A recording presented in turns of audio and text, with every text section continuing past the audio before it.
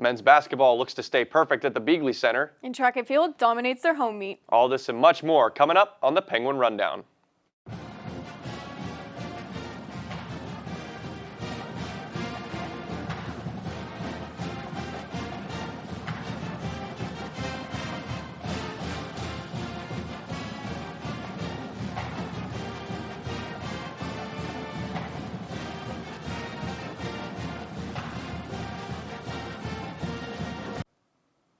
Hello and welcome into the Penguin Rundown. I'm Dom Joseph alongside Katie Rogers-Videla. Katie, this is a big weekend for YSU Athletics as the men's and women's basketball teams are both home for the first time in a long while. Yeah, I really hope that the whole Youngstown community comes out and supports the team when they're both home this weekend. Absolutely. And before we get into basketball, which we will shortly, we're going to start off with bowling. Katie, take it away.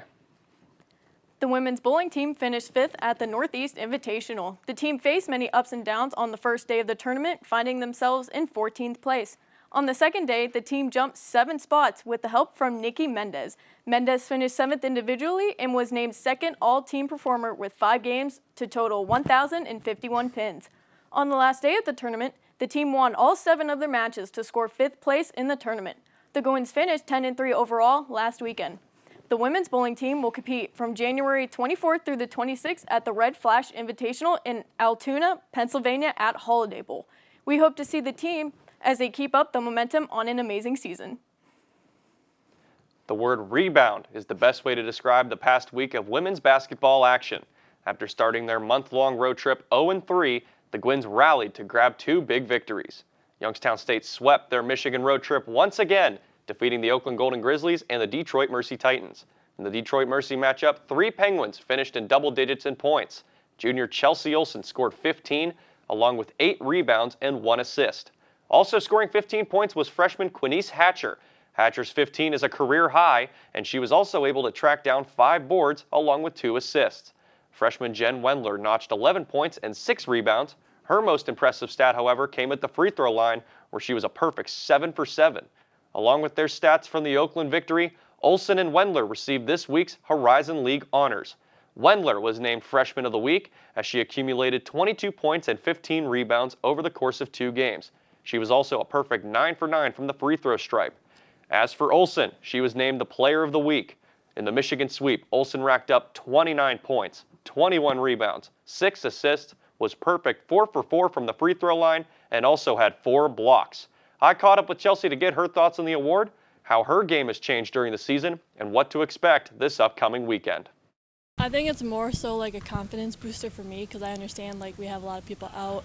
I'm the upperclassman. I really have to step up in order for us to win. So I think it was just more like a confidence, like, okay, like this is how aggressive I need to be.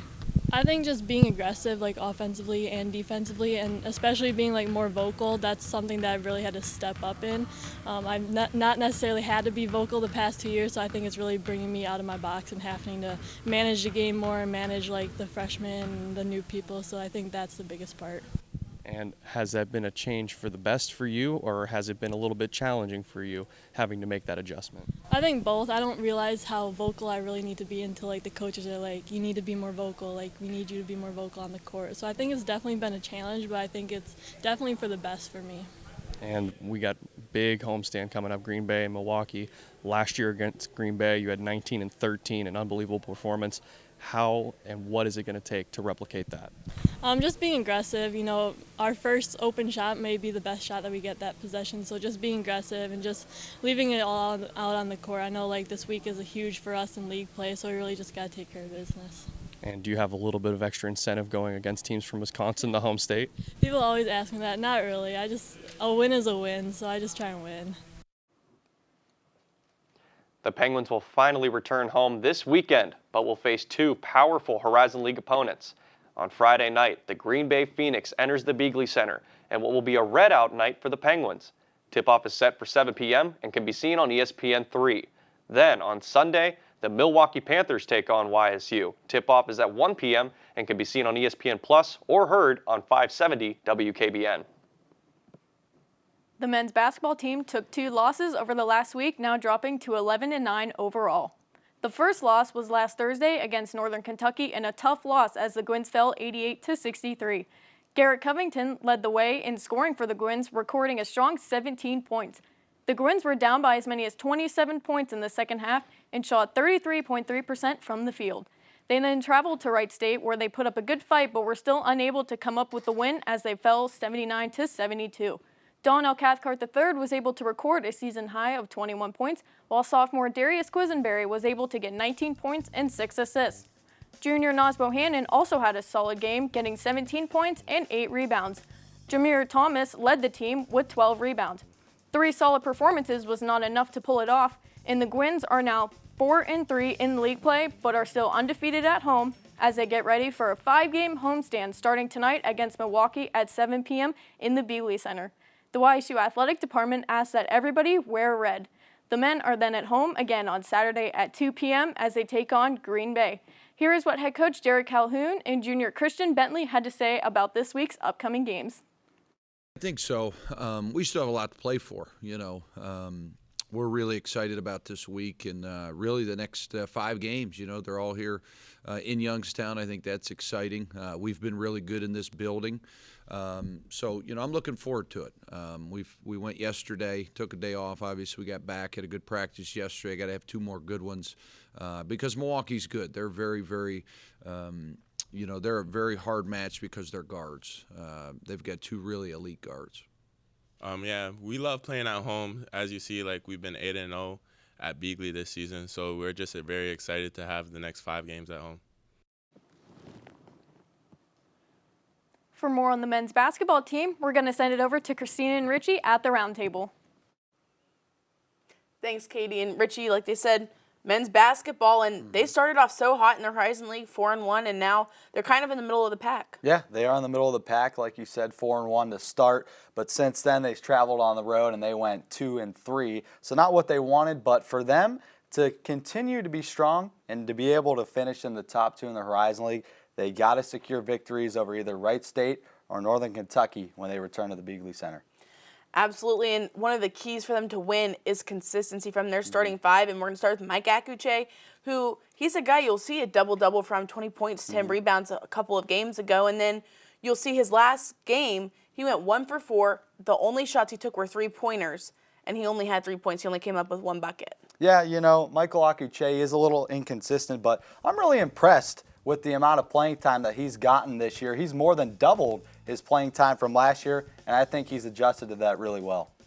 Absolutely, and then another guy in that starting lineup who had a great game in his last outing, Donnell Cathcart III, stepped up against Wright State. He had 21 points. Yeah, 21 points was his career high. Also shot very well from the field, 8 for 17. And then he came in and crashed the boards, got 6 rebounds. But that's another player that needs to be a little bit more consistent. You go back to the Northern Kentucky game, he only had 2 points, didn't shoot the ball very well from the perimeter. So for them, if they want to compete and they want to beat these big teams, all 5 of these guys have to be consistent. And one of those guys is Nas Bohannon, who's, you got to keep him hot. I mean, he's one of the only consistent guys in these starting 5, and you'll see 8 or 10 rebounds from him, 8 or 10 points, and that's what you expect from him. You know what you're going to get.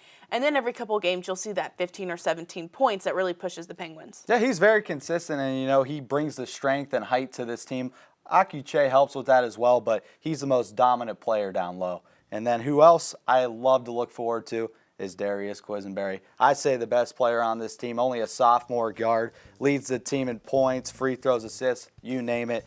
And what I love about Quisenberry is he's a clutch player. I mean, you go back to Oakland, that home winning streak is on the line. They're down by 1 with 7 seconds to go. They give the ball to Quisenberry. He goes coast to coast, takes the lead. They win that game, and I've just loved what he's done for this team down the stretch. He's absolutely a leader for this team and definitely will continue. If they want to make that push into the top 3 at the end of the season in the Horizon League, he's going to be one of the keys. But the starting 5 must be consistent. That is my first key to winning. You can't rely on Darius and Nas. But the second, you have to limit turnovers. And their last game at Wright State, they had 11 turnovers. Wright State had 11 points off of turnovers, and that was the game. Yeah, it was. And then you look at Northern Kentucky, they had 10 turnovers as well. And Northern Kentucky scored 20 more points off of those turnovers. So you limit at least half of those, and you're in the ballgame. So I like that.